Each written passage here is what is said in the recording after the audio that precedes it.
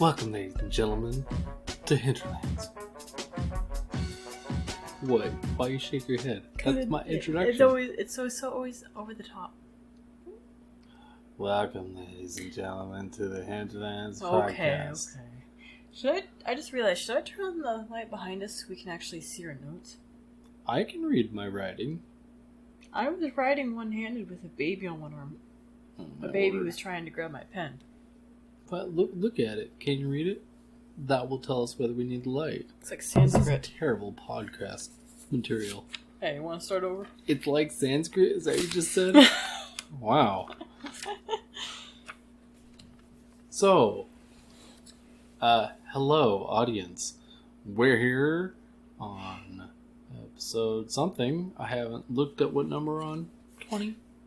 Maybe 20? I feel like it's more than that. We did a podcast last night, and then Scrapped it. Well, you wanted to scrap it, and when I tried to listen to it, it was broken. It was broken. Yeah. So anyway, this is take 2 of a podcast about books. It's a very dry topic. If you're not into books, you should still listen to this podcast because... But we don't like you. Yeah, we don't like you. If you don't like books, we don't like you. That's not true. We like all people. I tolerate people who don't read books, but I judge you silently. I guess books are very important in our family. I think books should be important in every family. What do you think? Yeah. I mean, I know you said that even if somebody reads what basically amounts to dessert for the mind, that's fine. I will judge somebody if the only book they read is trashy romance. Yeah, there's something about trashy romance. I don't know. It's so serialized and formulaic. You know, it's like... I've never read it. I just assume that it's poorly written. Me too. Well, I assume... The way I described it just now, I assume that based upon the way the shelf looks when I go to the store. You can find 3 million of the same book. Yeah, they all look the same. They all sound the same. They all have the same covers. Abs and boobs, you know? Yeah. They all just kind of exude the exact same quality. The formula never changes. Like, I don't know. It just seems really lame. Romance does. Well, I think it exists to fill the void of healthy marriages. Well, I think it's the literary version of dumb reality television. Huh? I guess. We're making assumptions because we don't read that sort of thing. That's true. I've never read it. But, I don't know. It's the same way that I have a hard time with the books that are advertised on Kindle. We've talked about this before, you and I, not on the podcast. The little blurbs that Kindle gives you. So-and-so is a typical young woman until her overbearing blah-bitty-blah does blah-bitty-blah. And then she's forced into a world of something. And, you know, just... It sounds really dumb. And like plot 52 of 101 or something. Yeah. Get your handbook out. Your handbook of plots. Yeah. But it could just be that somebody was bad at writing a blurb. Because I had to do that for all of my books. And I'm not good at it. And I don't like it. To be fair, I'm going to assume a lot of people listening have no idea about publishing books. You've published a book. And by proxy, now I know more about publishing books. Even though we didn't go traditional. We went with vanity. But... they only give you like 2 sentences for blurb space. It's like how many words? They count the words for blurbs? They gave me a lot. They gave me a lot of space for that. A lot more than Amazon does. Either way, it's really short. So take your 20,000 word book, which is a short book. Take your 100,000 word book and describe the whole thing, or catch the audience's attention with 2 sentences. Yeah. Short ones. 2 short sentences. It's pretty impossible. You're kind of forced to put something dumb out there to catch the attention of whoever. Yeah, it's pretty hard not to fall into the trap of so-and-so is a young woman who's I'm not good. I'm not good at coming up with that on the fly, and I've had to do that a number of times on Twitter. Like, oh, drop a link to your book. I thought, wait a minute, I don't have anything, because Twitter is even more limiting, Yeah. So if I want to catch someone's attention with a description, I have to get kind of creative. And that's when the baby made some noise into the mic. Oh, she's gonna fall asleep. Just stop moving. Just stop moving. I wasn't moving. Oh, she's had a rough day. So, anyway, we have prepared a couple of lists of books. That's my list. I know, you just gave me the list. It's quite nice. I was sitting while I was written on front and back. Of books that we intend to read this year. It's January. It's time for New Year's resolutions. I always have a book resolution. Last year it was very lofty and I didn't get anywhere near it. Not even close. Not even close to being close. I think I only read 8 books last year, which is really low for me. I'm usually in the 20, maybe 20s. Oh, that's more than me. I don't know, it was a busy, strange year. They're all strange years anymore. We've been busy for the last 3-4 years straight. Well, that's what I meant. Yeah. They're all strange nowadays. But this year we're going to make a concerted effort. Our oldest child is of an age where he's starting to learn his letters, and he asked me about sentences earlier today, so I'm just gonna keep reading to him. And sometimes when I read to him, I try to follow along with my finger, but I read out loud fairly quick, and my finger just zooms across the page, especially his kids' books. I don't think he gets it. I don't think he really understands that's what that means. Unless I read really slow and I point at each word as I say it, but then he doesn't enjoy the reading, so. Well, I've got some thick colored paper out here that we're going to make some flashcards with, because I decided that his ABC book is not very helpful for him because he just wants to say the names of the animals, not the letters. Yeah. And I'm not going to do oh, look, this is this word. You're not going to learn how to sound out the word. You're just going to learn the word. I'm not going to do that. Cause the Sight C method is that what that's called? Garbage. Yeah, it's the Common Core methodology for teaching children how to read. And our literary standards in this country have dropped dramatically since they started teaching kids how to read that way. I haven't met many people, but I've seen a few who don't know how to sound out words. Right. And so when they see a new word, they're just flummoxed. It's basically the equivalent of teaching yourself how to read hieroglyphs. You know what I mean? Mm-hmm. I'm sure it's there's a little more intellect in it than that, because you speak the language fluently. Ish. Yeah, ish. Ish. But it's basically looking at symbols and associating words with them, not actually understanding why words are constructed the way they are. Mm-hmm. Yeah, it's a weird thing, and I can only assume that it was put in place in order to make sure people are less literate on purpose, because they don't want people to be smart. I think it's just laziness. You think instituting a humongous change to the public schooling system nationwide was laziness? I don't know. I don't understand Common Core, except that it seems stupid. Yeah, it's bad news. Anyway, we intend to teach our kids to read at an extremely young age, and whether they like it or not, they're going to read a lot at home. Well, we're currently reading The Hobbit aloud. This is our second attempt. He was a little young the last time I tried reading it aloud. He's still a little young. Yeah, but there's a dragon on the front, so... Yeah, he knows a lot of words, and I'm sure even though he can't articulate them all, he picks up a lot more than he can actually say. Mm-hmm. So, we can read something complex to him. The more he hears it, the better. Yeah, every now and then he'll just come out with something I've never heard him say before. Mm-hmm. And it kind of freaks me out. But we have already decided that our kids are smarter than us, so... Definitely. wasn't there a study? There was a study I read quite a while ago now. Something about how children that grow up in households that read out loud and have shelves full of books, they end up hearing so many more words at such a young age when their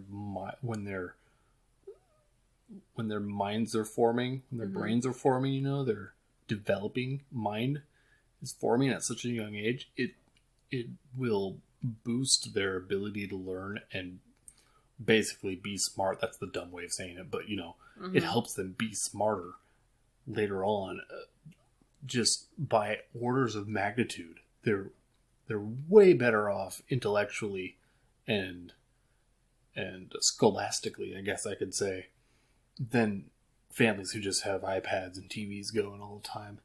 Way better off. Their foot is way ahead of everyone else as far as like learning. Well, we've talked about it before off podcast about how it seems that people who cannot enjoy fiction in any way, fantasy or sci-fi or whatever, people who don't read like that have a harder time thinking critically of things that they've been told are accepted. Yeah, And I think everybody has their blind spots about, you know, what they will accept, you know, or what they'll question.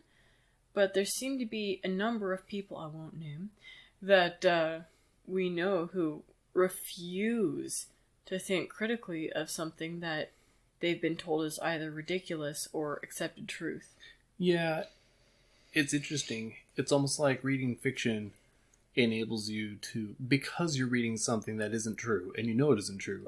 And I think to some degree it applies more to reading things that are really, really obviously untrue, i.e., you know, epic fantasy and sci-fi stories, Lord of the Rings, for instance.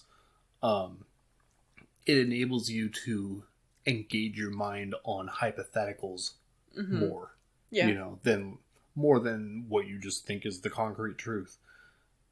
It's an interesting thing that you can develop your mind to accept even a small possibility of something that is contrary-wise to what you've been told is true. And that's really useful. That's a useful thing for your mind to be able to do. Yeah, and I have no real evidence for that, you know, thinking that's true, except the few people that we know of who don't like fantasy. Yeah, well, I read fiction. An article that said exactly that same thing a while ago as well. Some article or another. I didn't bother looking it up now. It would take a lot of combing through the internet to find, but I did read something that talked about how, what differences there are in people who read fiction as part of their digestion of literature, as opposed to people who only read nonfiction. It was actually, you know what? It was on the website The Art of Manliness. Have you heard of that website? Don't we follow them on Twitter? I think so, although I haven't seen them post anything in a long time. I just saw something today. I don't remember what, though. Anyway, I believe it was an article in them that was talking about men and their tendency to only read nonfiction and like educational material. And that's kind of a problem when you constrain yourself only to those things, and it's a reason why you should read fantasy and sci-fi and things that are outside of the box. Really fascinating article. I should look it up soon. I was gonna say, I think it just touched on what we already said, that it makes me wonder if reading comprehension ties into that as well, because I was always embarrassed during testing that reading comprehension and writing were my best topics to test in, because testing is so important. Getting the placement test is so important. And everyone else is worried about their math and their science. And here I am with my best scores being in reading comprehension and writing. Yeah. And I'm just, looking back now, I kind of wonder, I think reading comprehension is much more important. I think it is. Because if you can understand something, by reading it to yourself, you're much more likely to teach yourself other subjects. Right. Those two things are foundational to understanding everything else. You're right. How are you going to learn the science if you can't read and comprehend the book that has the science in it? You know what I mean? Well, that's not even necessarily what I was thinking originally either. I mean, that's what I led to. But I was thinking more in terms of thinking critically of things and reading fantasy. I'm tired. That's why I sound like an idiot right now. People who will, say, read a CNN article and not pick out all the little telling things of alleged and undocumented, all these little word choices that are very calculated, which give a certain light to the article versus what it actually means. Like, you gotta wonder how many people nowadays just, oh yeah, white supremacists in Virginia. Yeah. Instead of thinking critically about it because they've never had to. Yeah, it's true. I find it really easy to read, specifically news articles. I don't really find the need to do it with a lot of other stuff. But a news article, to me, or even listening to a news report on TV, it ought to at least attempt to be non-biased. Mm-hmm. But the way they choose their scripts and the way they choose their words, there's always a tone and there's always an obvious agenda. Mm-hmm. And there's always an obvious bias. And they say nobody is without bias. Mm-hmm. Like, absolutely no one has none.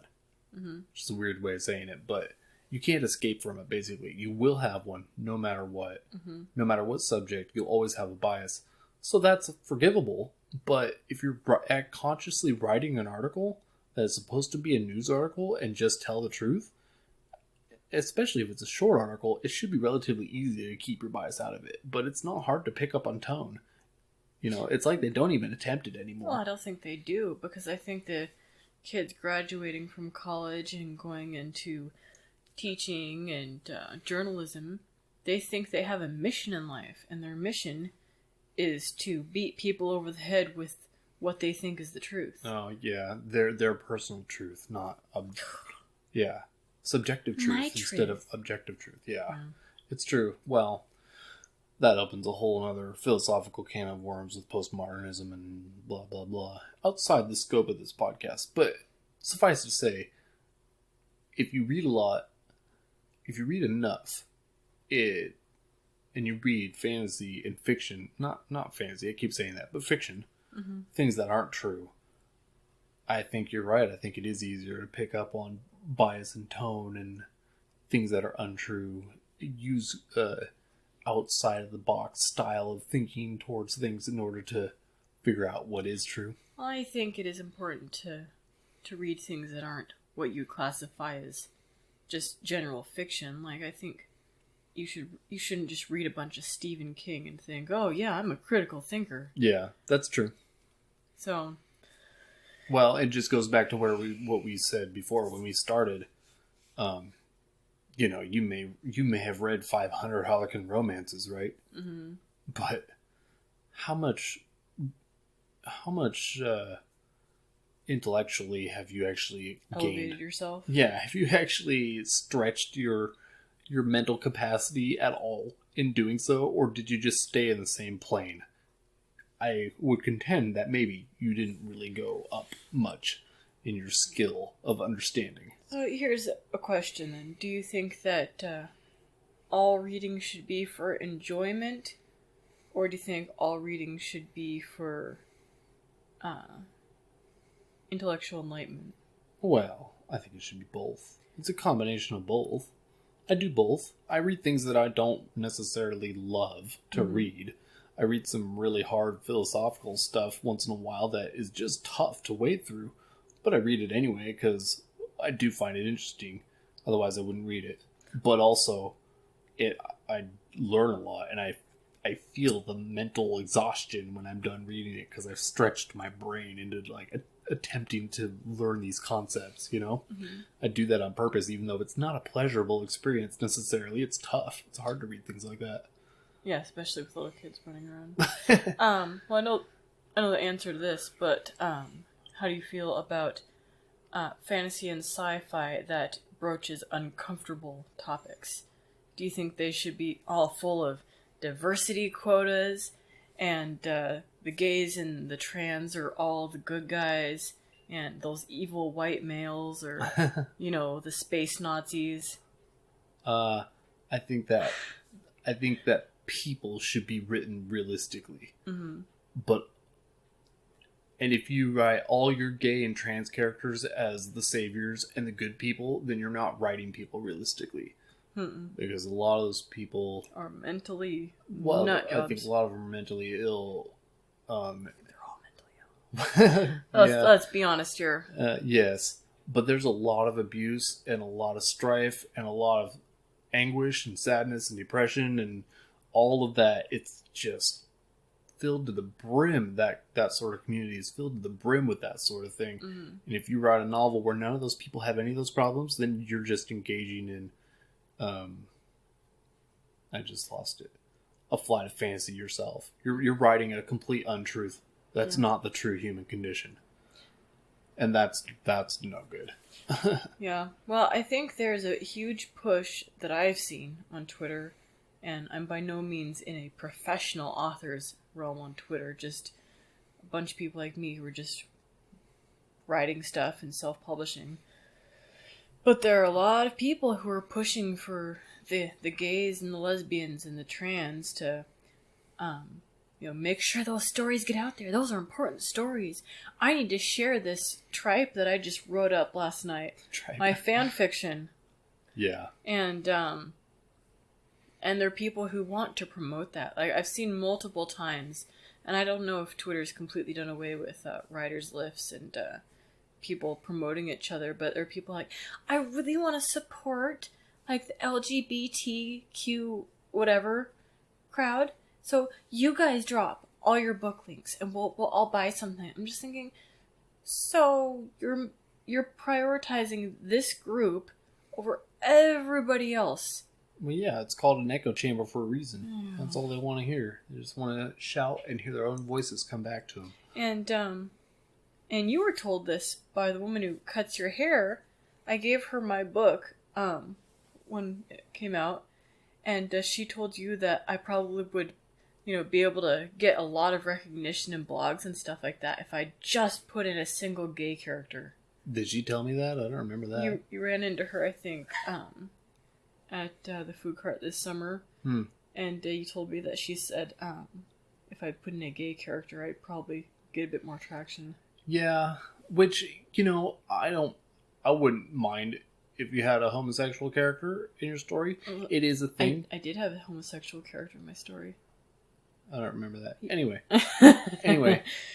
it is reality. They exist, therefore they have their place in fiction. It's not like you can exclude them because then you're not writing reality either. That they are there. It is a thing to talk about, but to write a book where that's the shtick. That's their whole personality. What a lame book that's got to be. I wouldn't write a book about my sexuality. You know what I mean? What a stupid book. It would not sell. No one would want to read it. But that's what the cat ladies do now. Apparently that's what the trans, gay, LGBTQ community, often the authors, in big air quotes, because what if they write trash? You know what I mean? If you write a book and that's the whole thing, I'm not going to read what you write. If you write a grand science fiction where there happens to be a gay character, and it's mentioned that say it's a dude and he's married to a dude, but that's not the crux of the story, it's a little tiny bit, then I may go, this is good sci-fi.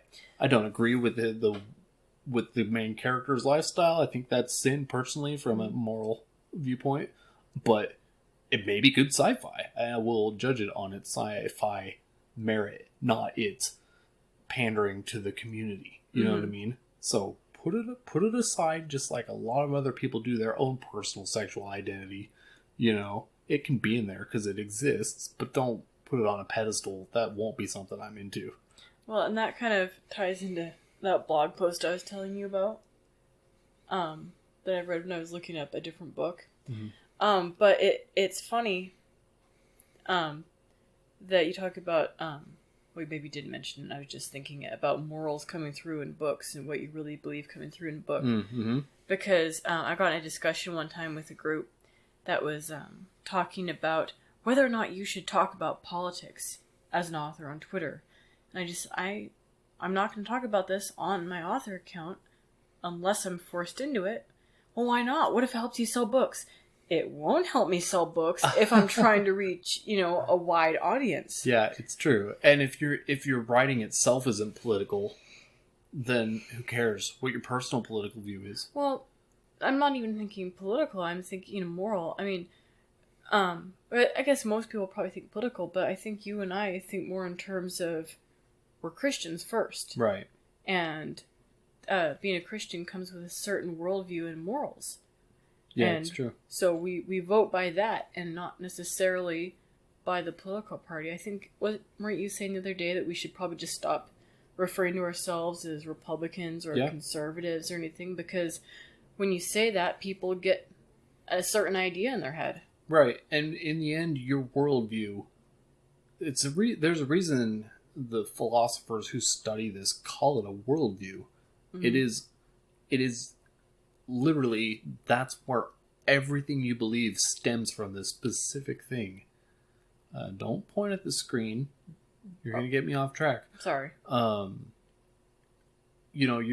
Since we're Christians, our Christian worldview is really what all our decisions come from. Mm-hmm. If we vote for this person or that person, it's probably because whatever they put out there as their platform that they're campaigning on, it's because it aligns closest to our Christian worldview, not because we're Republicans or because we're conservatives or whatever. Mm-hmm. We're not Democrats because the Democrat viewpoint is not as Christian aligned as the Republican viewpoint. You know what I mean? Yeah. But I don't really care to tell people I'm Republican either, because they often do things that aren't aligned with Christianity either. So then they fall outside of my worldview. You know what I mean? What's that? What people say? Republicans are just 5 years behind liberals.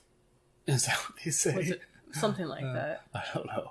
Well, what I was getting at with that is that I think if somebody's a good writer, or if they actually care about what they're writing, their worldview should shine through in some way. Yeah. Well, I believe whether they like it or not, it will. If you write enough, it'll come out. Yeah. The way you believe deep down, your worldview, it'll come through. It comes through in the way you talk to other people. It comes through in the way you write. It's kind of human nature. Which is why George R. R. Martin's books are kind of They gross got and a lot creepy. of filth in them. Yeah. Yeah, because the dude's clearly not a Christian. But no, that blog post, somebody was taking jabs at Orson Scott Card. Because he's a homophobe. Yeah. Which means he's secretly gay. Yeah, is that what they said? That's what they always say. Somebody hates the gays, they're secretly gay. Oh, yes. But and I don't remember the specifics about why they say that about him, but I can assume that he was just reflecting his worldview. He was just saying, hey, I'm a Latter-day Saint, Mormon Church, Brigham Young University. Mm-hmm. This is what we believe. Yeah. We read the Bible because they believe the Bible. Well, they believe this other book, the Book of Mormon. But, they have aligned, those two books have aligned morals, whether you like it or not. A contrary-wise messages in a lot of places, but aligned morals. Mm-hmm. And a lot of that moral is, homosexuality is a sin. Mm-hmm. Then, he gets on the internet and says something to that effect, and the whole world comes down on him as a homophobe. Dude's not a homophobe. He just has a certain value that he holds to, and good for him. I always thought that was such a dumb term anyway. Homophobe? Yeah, when you hear it, you expect somebody to be holding up a crucifix in a string of garlic. I know, right? Yeah. Hiding under the stairs from all the scary homosexuals out there. Yeah. But wasn't it the blonde buttermaker the other day was saying something about how I don't remember exactly how she said it, but the gist of it was, it's time to draw a line in the sand. Don't let drag queens and trans, into your political Into your party. libraries? Oh, maybe that was it. I don't remember what she Maybe said. I'm adding to what she was getting at, but that's how I feel, is that, the Republicans, quote, conservatives, are starting to let these people into their movement, and they're watering it down, and they're watering down the message, and it irritates me so much to see these, quote, Christians. It's true, and I was super disappointed when Michael Knowles got his photo taken with that Lady Maga, this big, 8-foot gargantuar dressed up in drag. What is going on there? How come those people don't disavow any man who dresses up as a woman and ascribes to that lifestyle? Which, yes, I know drag queens and trans people are different and blah, blah, blah. I don't want to get into the semantics of the thing, but it's not good. The drag queen thing is not good. It seems like an infection on our society that's putting its tendrils out into the conservative in air quotes and the Republican in air quotes. That's why I'm a Christian. And you know what? If conservatives and Republicans want to have their drag queens, that's fine, because I'm none of them. I'm a Christian. Yeah. And I don't agree with drag queens being around children. Well, I've told you how I burst into tears when my parents watched Mrs. Doubtfire. Yes. You were what? You were 19, 20 when that? You just started crying at Mrs. Doubtfire. Children instinctively know these things, and I feel so sorry for these poor kids being shoved into the arms of these big, hairy men in demon makeup. Yeah, it's weird. Anyway, books. Yes. Why you Well, I started with messages in books, and then Orson Scott Card, and then it's hard not to let the mind drift. It's true. Orson Scott Card, I like a lot of his books. I've read, since we're talking about books, we'll talk about his books. I must have read maybe 10 different books by him. And granted, some of those were audiobooks, but yeah, I've read a bunch of his stuff, and it's pretty good. I like it. Ender's Game is an all-time classic. Anybody listening who's never read Ender's Game, go get a copy and read it right now. It's worth it. Good. That's the only one of his I've read, I think. Oh, yeah? I got a good one on the shelf. I can see it right now. You should read. It's like a fairy story. It's kind of... It's a little mediocre, actually, now that I think about it. A guy runs into the forest, goes through a magical gateway thing, ends up in a magical land, rescues a princess. It's fun. It's a fun story. And yet you pick on me for the Enchanted Forest Chronicles. This one's for guys, not girls, though. Mm-hmm. Look, I've read the first couple of chapters of that, and it was just... Yeah, it's a girl story, but the... So-and-so wasn't like all the other princesses. It's a She girl wore story. trousers and wore her hair up in a ponytail instead of getting pampered by her attendees. And... You're getting it completely wrong. No, I'm not. That's you are. exactly how it starts out. No, it isn't. Anyway, that's what I got from the beginning of that book. That is not how that book starts. And all little girls are supposed to read it and go, yeah, I'm not the popular kid in school. I'm not like those.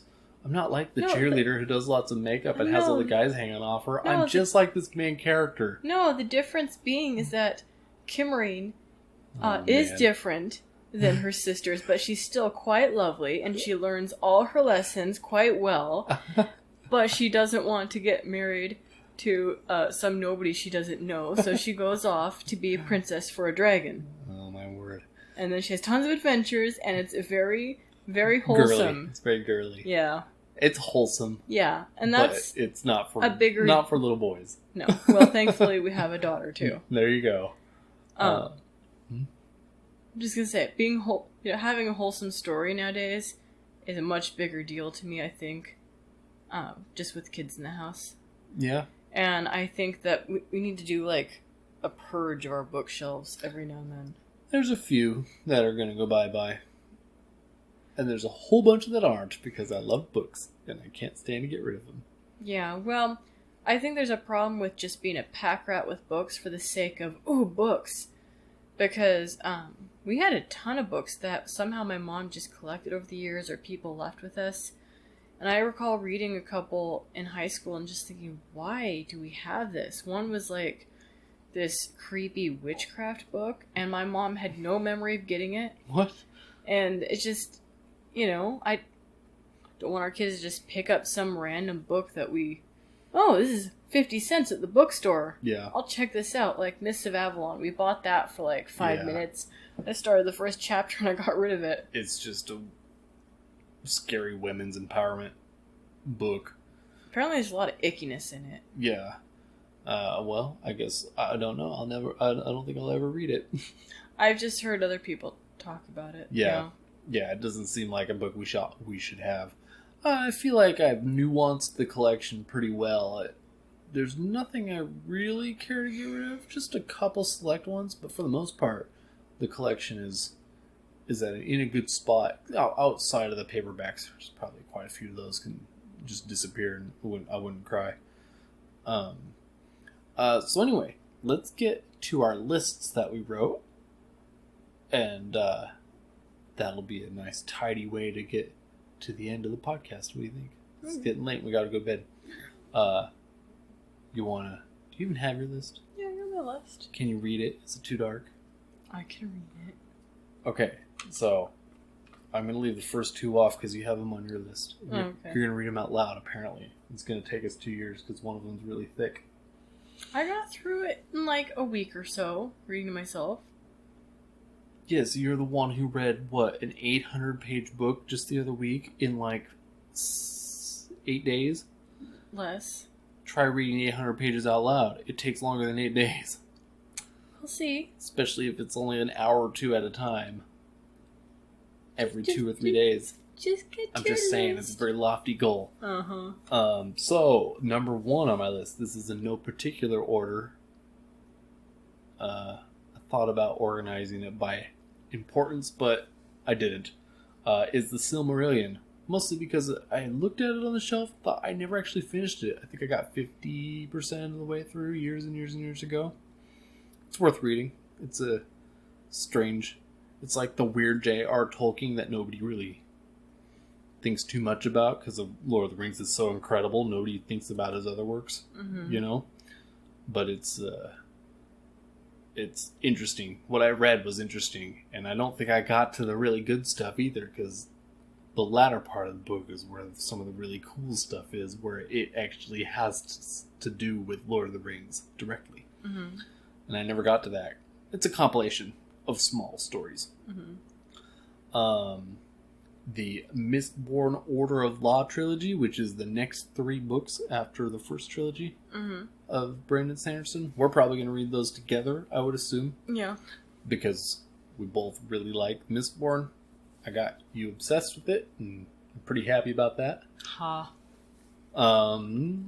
What else? The Rest of Narnia. I've never finished the Narnia Chronicles. I've read the first 4 or 3, so I have 4 or 3 to go. I'll get them done. They're fast. I plan to read those aloud anyway. Yeah, I'll probably zip right through those. There's a book called Time and Again on the shelf, and I have its sequel, and I've only read the first half of the first book, and years ago I listened to a good portion of the audiobook of the second one, and that's why I knew they were good. I tracked them down years ago, and I bought them, and they ended up on the shelf, and I never got through them. So shame on me. I do that a lot. But those are on the list for this year. I wrote more Chesterton because G.K. Chesterton's amazing, and he wrote in the 20s, in the teens. It was long enough ago that you can get almost everything he wrote for 99 cents, 50 cents. Huge compilations of Chesterton for very, very cheap. I think I have 50 works on my Kindle. I bought for like $2. And I have the complete Father Brown mysteries. I paid $1. So I'm going to read more Chesterton. It's out there. It's good. I wrote Jack London with a question mark because I feel like I ought to read something by Jack London. I have 2 Jack London books. You never read Seawolf? I never did. I think I read the first chapter last year or something. Okay, I think my dad read that aloud my last year or so of high school. I'm pretty sure I've read Call of the Wild. Years and years and years ago, I've read Call of the Wild. So, gonna read some of that, some old American literature. It's good. It's good for you. C.S. Lewis's Space Trilogy. This is high priority. I might start. Well, I got other things going on, but soon, in the next couple of months, I'm going to start that thing and get through it, because that's something that's been missing from my reading education. What else? East of Eden. I actually started East of Eden by John Steinbeck. It was a toss-up between The Grapes of Wrath and East of Eden. Both are kind of considered his greatest work, but I guess Steinbeck himself considered East of Eden his best work. So I have already started that. I've read the first couple of chapters, and it's good. It's Steinbeck. He kind of writes the same for a lot of what he wrote, and I do enjoy it, just the way it flows, and the settings are all like in California, where it's dusty and dry, rolling California hills. It's an interesting setting for old American literature. There's a book called Reversing Herman that I've had my eye on for a long time. It's by Michael Heiser, and it is a Bible prophecy book. It looks extremely interesting because this guy is a legit Bible scholar, and he doesn't shy away from the supernatural and the weird parts of the Bible, and that's something that I'm into for sure. So I'll have to buy this on Kindle. I think it's like $9, but I'm really looking forward to digging into that, just because it's full of weird stuff. It talks about angels and demons and the supernatural, and talks about how one of the primary things it talks about is when Jesus went up on the mountain to pray in the New Testament. It was Mount Hermon that he went up on, right? And Mount Hermon is really, really significant. It apparently has a temple to Baal, or however you want to say his name, on it. So there's like these really evil spirits kind of hanging around in the area. Aren't there people who say that there's creepy spiritual stuff in places where a lot of blood's been spilled? Right. Yeah, and so this is kind of one of those places, right? And there's biblical evidence pointing towards, Jesus didn't just like go up on this mountain and then sit on a rock in the dark and pray, and it was very boring and lame. He went up there to do battle, like straight up spiritual battle against like demons and stuff. It's pretty wild. Pretty wild stuff, but there's biblical evidence for it, and this guy's teased out all the interesting bits from the Bible. So looks like a really cool book. He's written several books. He's got one about angels. That's all about angels and biblical evidence thereof. And he's currently working on one about demons. And they're like a pair, a duology as they call it. Should be really interesting. Anyway, I'm excited about that one. Lioness, which is on the shelf somewhere. It's on the table. By Jack Vance, is a book I picked up a while ago. It's a one volume, three books, one volume, fantasy trilogy by Jack Vance, which I won't bore the audience about who Jack Vance is. Suffice to say, he's a very interesting sci-fi fantasy author that is lesser known. The Jack Vance Treasury, which I actually have in digital. I'm going to read a few short stories from there just because I bought it and I really was looking forward to it. And then I read like one of them. I got through one of them and it was good, but there's like 20 of the darn things, and I got to get through that book just because I bought it and it's cool. The last one on the list is really going to be a slog for me because although I do force myself, and this is the case of me forcing myself to read things that I feel like might be above my intellect level. I'm going to attempt once again to read The Brothers Karamazov, which is by Fyodor Dostoevsky. It's heavy-duty, scholarly type of reading. Originally in old school Russian, translated English. One of the great classics, which I suppose I could have started with War and Peace, but I chose this one. So I've already read, I have read like 30% of it, so I have made progress in it, but it's been over a year since I've touched it, so I'm going to try and resume that and get through it. My list is long. I probably won't get through it this year. It's a lot of books for me right now in life. Yeah. Well, like I said, when we first got married, I started collecting a lot of the books that either I'd read when I was younger or that I wanted to read when we had kids. Just classics and good books to have in the house. And then I read quite a number in 1 year, and then we started having kids, and I haven't read very much recently because I've also started writing books since having kids. So just really hard to get stuff done. I've been up till midnight a bunch just trying to get the house clean, and then who wants to read then? Yeah, it's rough. For quite a while there, I was reading in bed before going to sleep, which is a great time to just get a chapter or two in, or, well, depending on the book, less than that. But often when I get to bed, I'm tired. I just pass out. I've gotten old. Also, we tend to sit and play our favorite video games in lieu of going to bed a little early and getting a chapter or two read. Well, we play video games together when we can't do that with the kids awake, so. Also, it is, as weird as this sounds, it's a lot easier to play a video game with a toddler running around going crazy than it is to read a book. Less concentration on certain video games than concentrating on actually reading words. Yeah, especially when the toddler's trying to help you. Or climb on my face. Yeah. What, is that your list? Yep, that's the whole list. It's long, isn't it? I didn't realize how long it was. I should count it real quick. 1, 2, 3, 4, 5, 6, 7, 8, 9, 10, 11, 12, 13, 14, 15, 16, 17, 18 books, not including the category of more Chesterton, which could be, I've got 100 of the darn things. Well, my list is very unorganized, and there's a lot of things that I have already read that I just want to read again. Well, those should go fast, right? Yeah. Presumably. Well, so I've got Colditz on here, which I read in high school. I should put that on my list. Yeah, my dad got it for you. I know. I did take a stab at it early last year.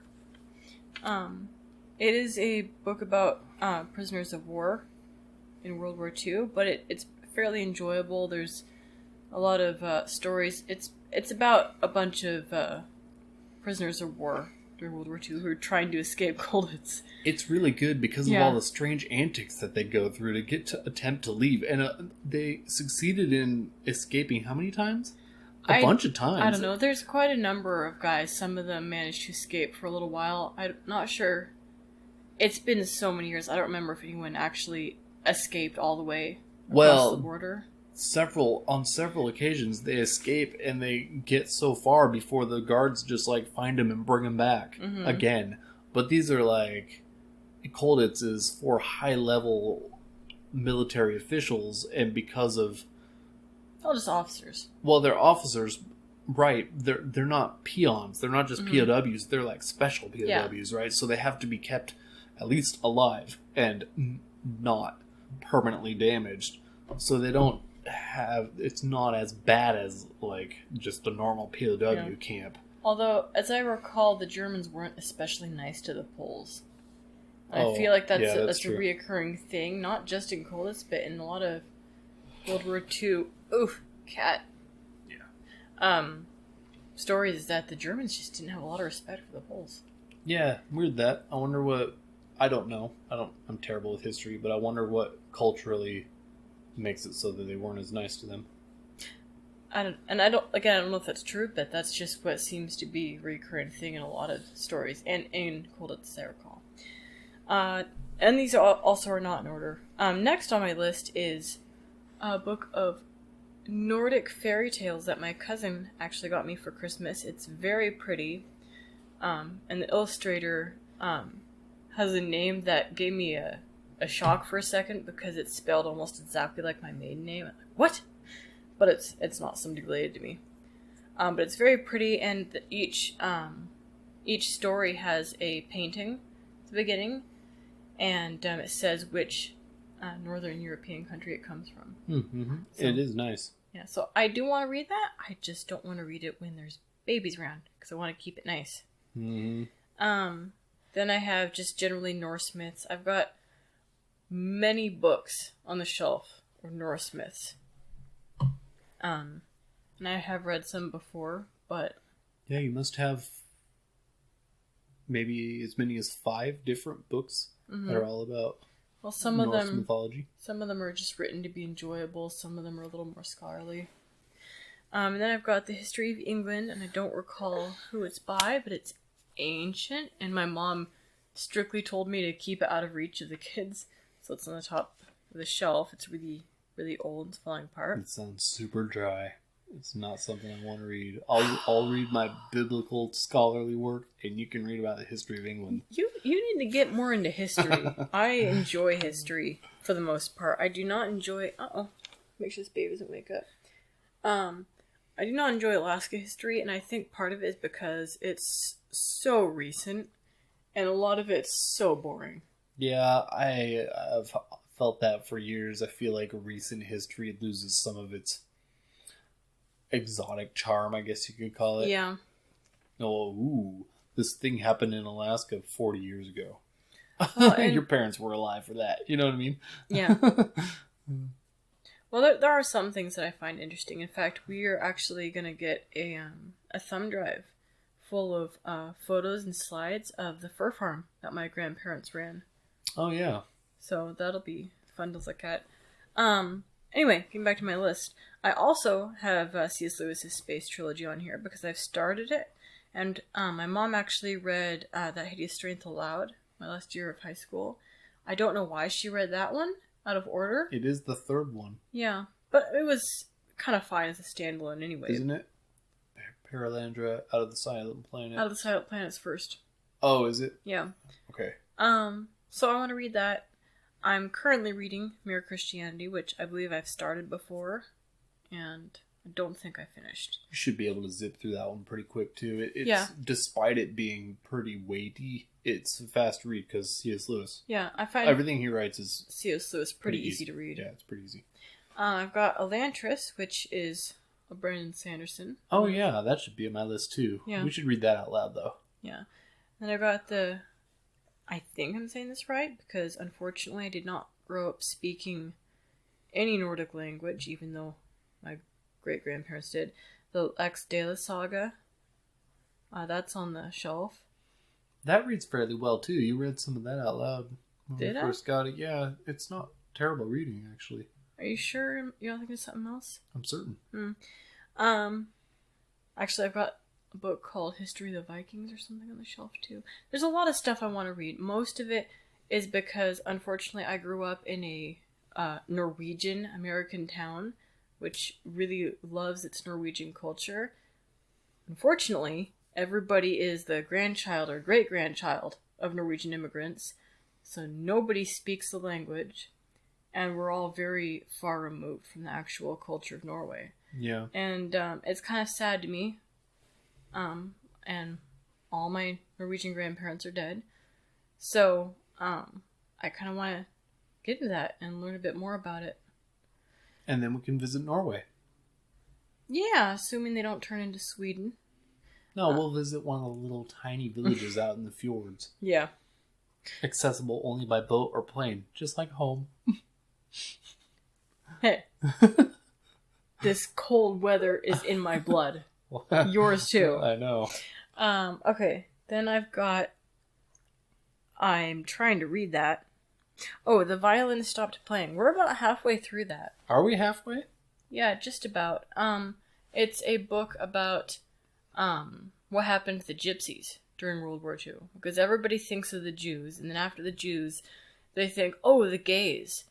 But maybe I'm wrong. Maybe people think about the gypsies a little more nowadays. But that was a book that my mom read aloud years and years ago, and I somehow ended up with it, so I started reading it aloud. And it's supposed to be not written by the guy I happened to, but a first-hand account from him to the guy who wrote it. And it's kind of novelized from that account. It is, yeah. So that's something we're going to finish.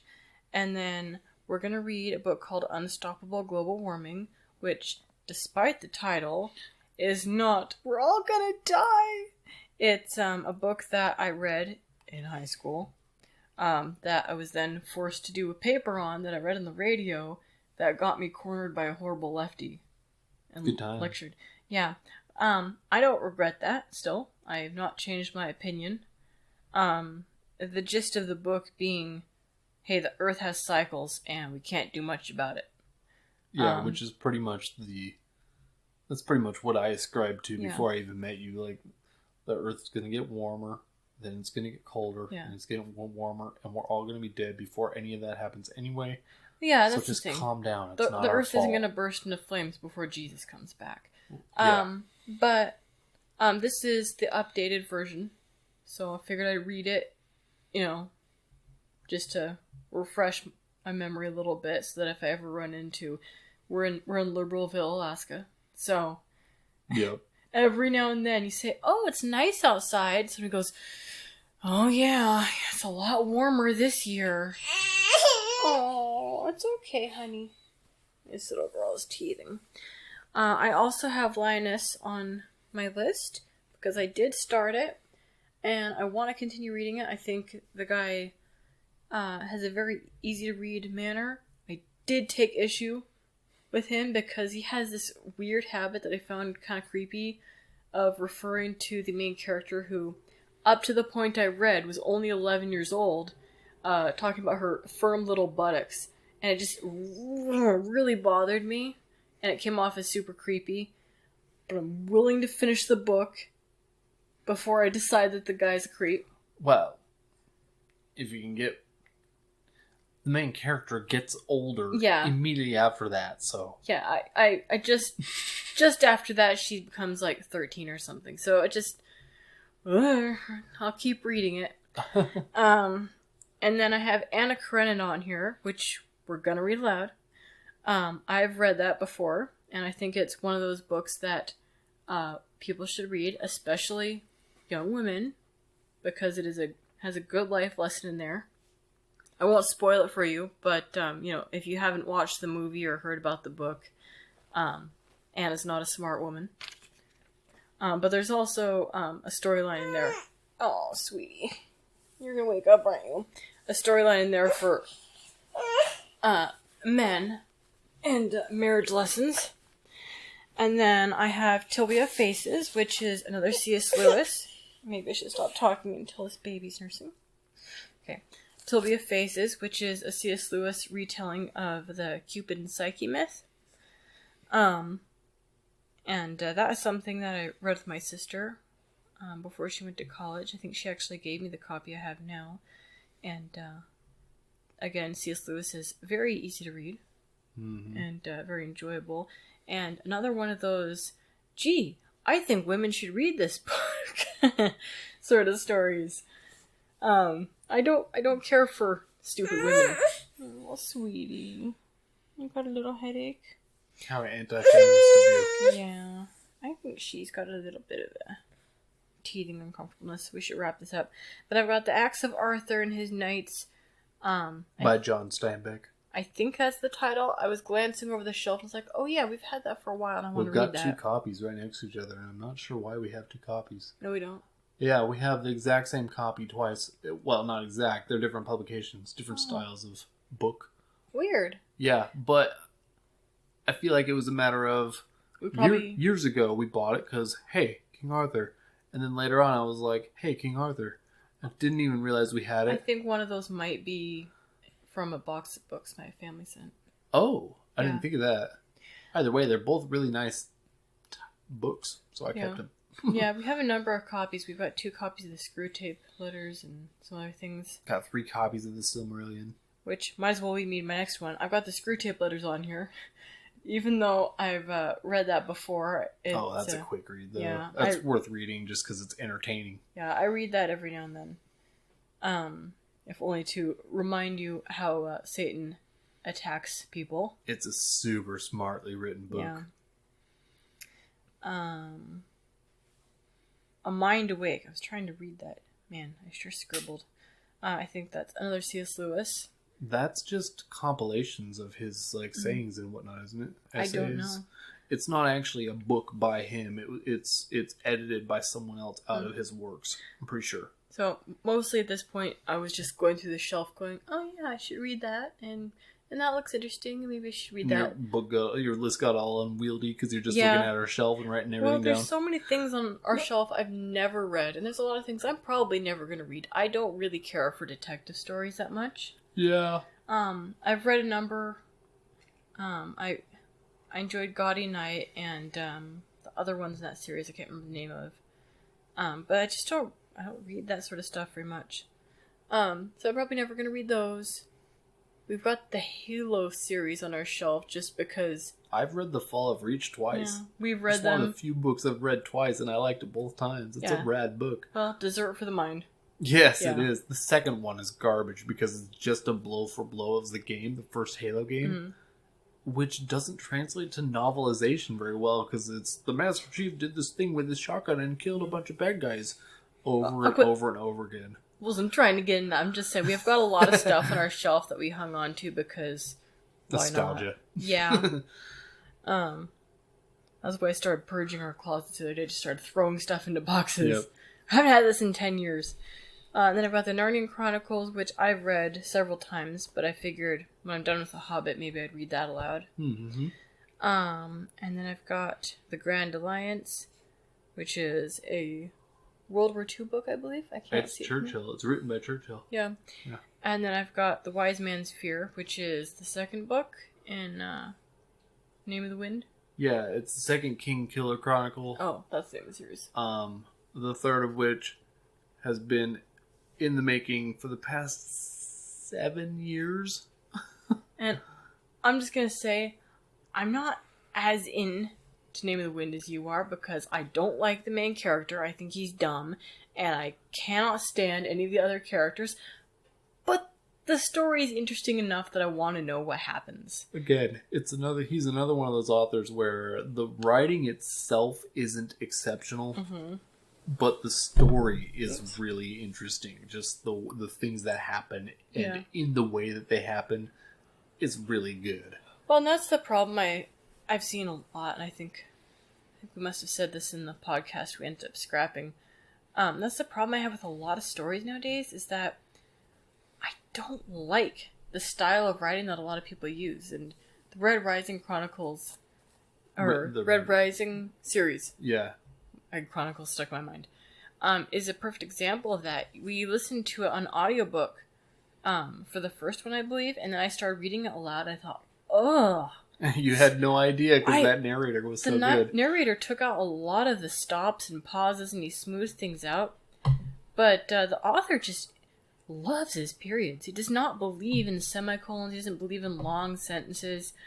I like long sentences, and when I had a, quote, professional editor give a sampling of my book, they just chopped it all up. And so, I think your sister said that things just go in and out of style. And I don't like. Well, didn't style. She say so? I read a good portion of the Mistborn series out loud, and it got, anytime there was conversation, it got kind of annoying because it was he said, she said, he said, so and so said, he said. Nobody alliterated or shouted or, you know what I mean? There's no descriptives for how people speak at all. It's just said. The word said comes up over and over and over, which is fine when you read silently because you can just kind of blank it. You know, your mind just kind of blanks it. You know they're speaking. You don't even need to read it necessarily. You know by the way it's written that people are speaking, and who cares that word? Who cares about that word? But when you read it out loud, it doesn't read out loud well. Yeah. Because it loses a lot of what could be expressive. And so my sister, I remember you and we were talking to her, and she was saying that it's not in style right now to write the way that you write. Where when you where you don't use the word said a ton of times. Mm-hmm. You use other ways to express how somebody is speaking. Commented. Right, which I kind of prefer that. Yeah. Yeah. Well, and that's something that I do. It's not always consciously, is that I want to be able to read it aloud. Yeah. I want it to be easily read aloud. And that's how the Tonsta series is. I've read it aloud. Yeah. So, I don't know. It bothers me when people do that because it seems lazy, I guess. Mm-hmm. Come up with a different word. It's not that hard. Yeah. I don't know. And I guess it's just style, though. It's what publishers want to put out there. I feel like it's kind of lazy. It doesn't utilize your mind as well. Yeah. Inject a little emotion into what somebody's saying as well. Yeah. But that said, I did enjoy Brandon Sanderson. It didn't bother me as much as it bothered you, I think. Probably mostly because I did end up reading most of that series to myself. Yeah, you didn't read it as much out loud as I did. But, so that's my list. I don't think it's complete. Of course not. A book list is never complete. Well, you know what I mean. Like, I just went over the shelf and I started writing things down. But there are an awful lot of books that we could get rid of. No, there's not. I said earlier that my book collection has reached a good sense of homogeneity in my life. It doesn't need to be added to necessarily or taken away. There are a lot of books on this shelf that we're never going to read. Shh. Never have read. It doesn't matter. They are on the shelf. That's where they live. It's okay books. She doesn't mean We it. have 3 copies of The Hobbit, 1 in German. And one is very old, and I don't want to get rid of it just because of that. It's like an ancient copy. We have 3 copies of The Silmarillion. 1970 something. 2 of which are from 1971. I'm not arguing that point. I'm First just saying. American printing in good condition.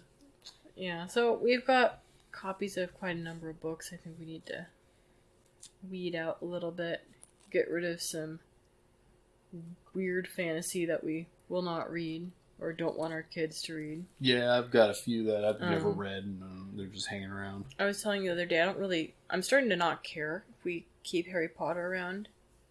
Like, years ago, I collected all the hardbacks for dirt cheap, piece at a time, and now I'm just kind of, I don't care. If our kids want to read it, we can get it on Kindle. Yeah. I might already have them. Well, they're all on Kindle Unlimited, too, so if they just want to blast through them, we could pay the $5 a month or whatever for 2 months and just read them and then stop paying your $5 a month.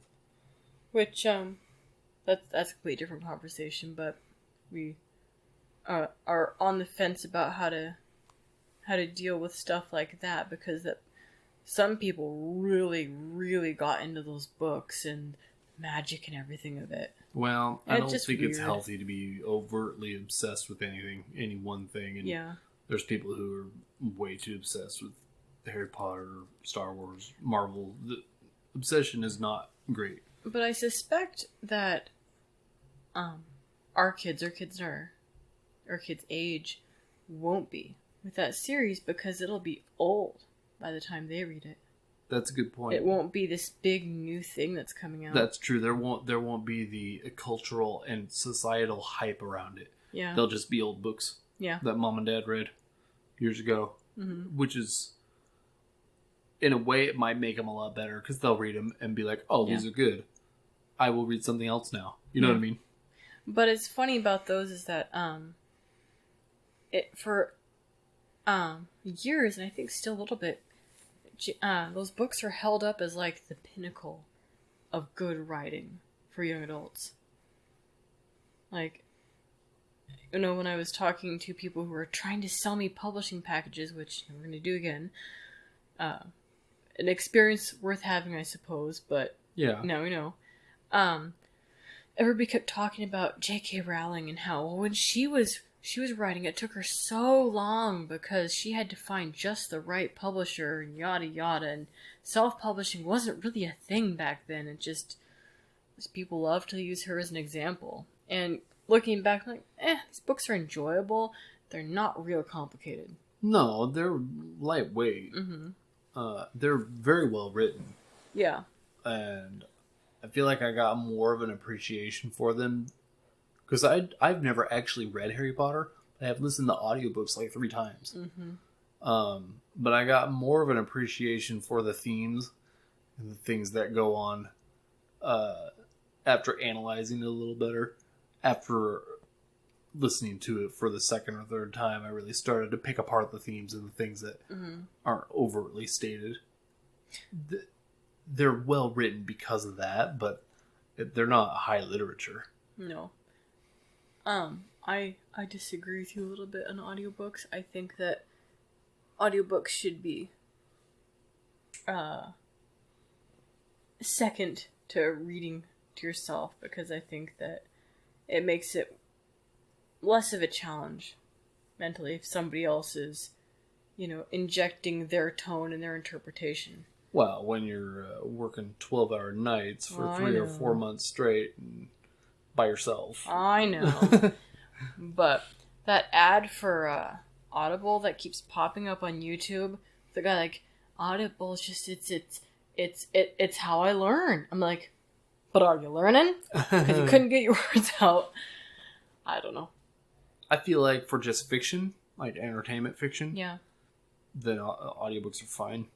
You're just having somebody read you a book after all. Yeah. Just like I read a book to you. It's the same thing. In fact, it's better because they're often voice artists who are really good at like distinguishing characters. I'm not so great at that. Well, sorry. Really tired. I don't know. I enjoy having you read aloud to me more than some random stranger or Stephen Fry. I was going to say, those Harry Potter books were read by Stephen Fry and they were incredible. They're so good. And at some point, I actually listened to a sample of the American ones read by an American guy, and it was terrible. It was so bad by comparison because they don't have this rich, deep actors, posh English. That's racist, coming through. It just wasn't as good. It sounded weird, especially since everyone knows Harry Potter. It's British. It takes place in Great Britain with British characters. You know what I mean? It ought to be read by a British guy. Yeah. I'm surprised they even had an American guy read them, as a different edition. I find it kind of weird that edition even exists. They don't need it. They have the Stephen Fry version. No. Maybe they thought it would appeal to American children more. I guess so. Which I find funny because you've talked before about how apparently there's a different version for America. And how they thought that Americans just wouldn't get certain things. And I find that funny because I have an issue sometimes writing the proper spelling. Yeah. The American spelling of certain words. Because I grew up reading, books by British authors. Sure. So, I've had my sister correct a number of things several times. Like, this is technically correct, but it's British. Yeah, British English. Yeah, it's super weird. I think most people probably don't realize that the Harry Potter in the U.S., it's translated. They're translated versions. They're translated to American English. Yeah, they're in English, but they call the trunk of the trunk of the car, not the boot. You know what I mean? Like it's a Britishism, and they take all the Britishisms out, and they change them into American English, which is a big mistake in my opinion. What's the point? It's a lot of effort for nothing, Well, I think a lot of things just come back to making them more digestible for the masses. I just think if a young adult reads Harry Potter, why would they take issue of it being the boot of the car instead, or the bonnet of the car instead of the hood or the trunk? It's not that big of a deal. It's not that big of a change. You know what they're talking about. Well, maybe not. And if you don't, you have Google. Or your mom and dad. Like, you can figure it out. Yeah. I don't know.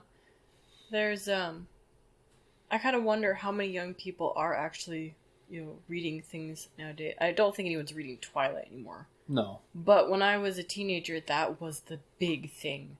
And it was just so popular. And I was disgusted as a young adult to find out that there were 40, 50-year-old women who really got into that book, too. Oh, I know. The super fans. Ugh. Ew. It's weird. People obsess, and they latch onto weird cultural things. I don't know. I don't get it. I don't really obsess with anything for long. I go through phases of obsession, but it's pretty short-lived usually. Yeah. Well, I think the gist of this entire podcast is that we're snobs, and we are snobs. We don't respect people who can't read anything except that's true. Cosmo and romance novels.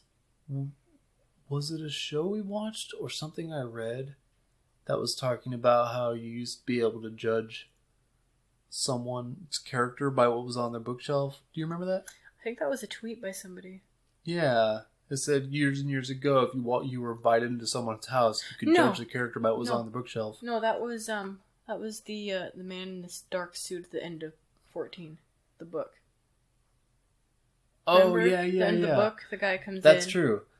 I thought that was really smart and true, because now you walk into someone's house, what they have? A shelf of DVDs. Yeah. Or Blu-rays or whatever. Much harder to glean someone's character and how they comport themselves by looking at someone's shelf of movies. Mm-hmm. If there's no bookshelves in the room, you can make one assumption about them. They don't read. And that in itself is something to judge someone by, in my opinion. Yeah. But if they do have a book of shelves and a shelf of books, and it's filled with Harlequin romance and Stephen King, you can definitely judge them another way, can't you? Yeah. If it's full of G.K. Chesterton and biblical philosophy, you know, you can tell things about people just from looking at bookshelves, and I find that fascinating. Well, so here's a question. Do you think that people have any shame at all when they admit that they don't read? No. Huh. No. I think a lot of people, it's just, it's the echo chamber problem. They hang out with a bunch of people who don't read. They don't read. They don't know anybody who's really into books, and if they do, they don't hang out with them. You know, they don't talk to them about books because they don't read books, so therefore it's never a problem. But it's easy for me to look at those people and go, what are you doing with your life, and how come you're not reading more? Because it is the quintessence of life is reading. Mm-hmm. You are a savage without the written word. You know what I mean? Well, again, I think if somebody doesn't read, then they have very little exercise for their imagination. Yeah. You know? Yeah, because the video games and the movies, they do it all for you. Yeah. It's visual, therefore your mind doesn't have to work at all. It's kind of sad. People are losing that. And that's why I think it's so funny that, and I really hope I'm sure, given being who we are, we'll be able to mold it very well, but our oldest kid's imagination is incredible. The other day he looked down, was it this morning? I was upstairs. There's nothing there. He looks down, look, Dad, bear. I was like, there's a bear? Yeah, right there. And he bends down and picks up nothing. Imaginary. Mm-hmm. He goes, boop, and he picks up a bear. Look, bear! And he hands me a bear. Yeah. Thanks for the bear. No, It's just imaginary bear in the middle of the bedroom. Yeah, pretty funny. He's been doing battle with the snow monster. Yeah, he does battle with snow monsters. It's pretty great. So I hope we can just keep encouraging his crazy imagination to just go wild. Little tiny Goomba who wanders around the house. Mm-hmm. He's going to be an author. You watch. Yeah, well, when he starts learning to write, I'm going to have him start writing down little stories. Oh yeah, creative writing? That'll be fun. Mm-hmm. So anyway, takeaway. Improve your mind. Read lots of books. Culture your imagination. Don't let the TV and the video games do it for you. Mm-hmm. I'm not as curmudgeonly as that sounds. I love video games and movies. Less movies and TV, less now. I like story-driven video games. Yeah. People can turn their nose up at that if they want, but I've found in recent years that some video games, not all, some video games have better stories than movies. I can't think of any movies. I know we did this in a different podcast, but there aren't any movies I can think of recently that really challenged me. I've got a short list of amazing movies that came out in the past 6 or 8 years, but I won't go over them here. Yeah, I'm pretty sure we talked about them. Yeah. So, anyway, there's the end of the podcast. It's midnight. Thanks, everyone, for listening. This is kind of a long one, actually, because we love books. I could do another podcast on books. We could refine our topic and put out another one about books. People will get bored with that one as well. We need to talk about guns in Virginia. I could talk about guns in Virginia. Coming next time on our next podcast, we'll talk Hopefully- about guns in Virginia. Hopefully sooner than a month away. Yeah, because we're terrible We at have this to release do schedule this thing. at midnight and 1 in the morning, so... Alright, find us on Twitter, Hinterlands Feed. That's all you need to know. We're on YouTube and blah, blah, blah, but Twitter's our primary place. So find us on Hinterlands Feed on Twitter. Thanks, everyone. Okay, bye. Goodbye.